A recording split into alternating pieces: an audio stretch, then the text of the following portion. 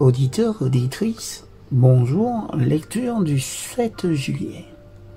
La conscience et la loi morale. C'est pourquoi je m'efforce d'avoir constamment une conscience sans reproche devant Dieu et devant les hommes. Actes chapitre 24, verset 16. Le besoin se fait sentir aujourd'hui de façon aiguë d'un sens moral qui harmonise l'esprit de l'homme et la loi de Dieu. Il nous faut sans cesse nous rapprocher de la stature morale et spirituelle du Christ. L'histoire de l'homme, entaché par le péché, est le récit de ses tentatives pour substituer son propre code moral à celui de Dieu.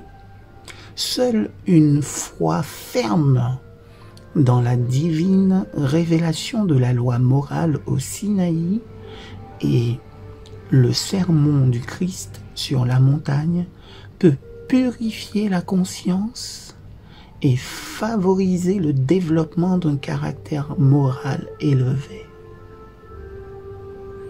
Perdre confiance en la loi de Dieu ou la mépriser a eu constamment pour effet un déclin moral.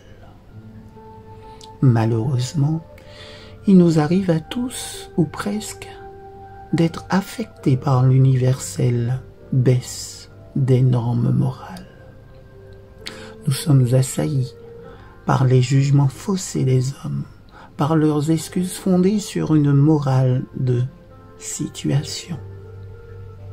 Il nous faut non seulement la connaissance des normes morales, mais aussi le pouvoir de leur obéir. Par lui-même, le code moral ne peut pas nous rendre obéissants. Sans l'Évangile, nous sommes abandonnés à nous-mêmes pour tout. Il nous faut aller de l'avant avec Jésus-Christ, avec l'Évangile et sa puissance qui sauve. Si nous gardons ses commandements, par là nous savons que nous l'avons connu. 1 Jean chapitre 2, verset 3. Aucun de nous ne peut échapper à cette claire déclaration. Si nous prétendons vraiment connaître Dieu, nous devons recevoir sa réponse. Rien ne dépasse la clarté, la simplicité de l'enseignement du Christ. La recommandation que je t'adresse a pour but de t'exhorter à la charité qui procède d'un cœur pur, d'une bonne conscience et d'une foi sincère. 1 Timothée chapitre 1 verset 5. Ne perdons pas de temps à discuter la signification du mot commandement. Quand le jeune homme riche posa la question « Quel commandement ?»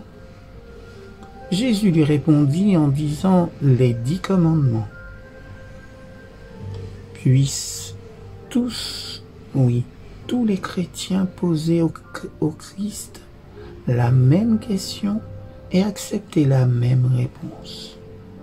Certes, Dieu aurait pu faire en sorte qu'il nous soit impossible de transgresser ces commandements. Mais alors, il n'aurait jamais découvert exactement quelle sorte de gens nous sommes. Nous ne sommes rien si nous ne sommes pas capables de faire les choix moraux qui conviennent et de produire un caractère moral semblable à celui de Christ. Mais avec un peuple transformé à l'image de son Maître, Dieu n'aura pas de difficulté à créer un nouveau ciel et une nouvelle terre. Excellente journée à tous.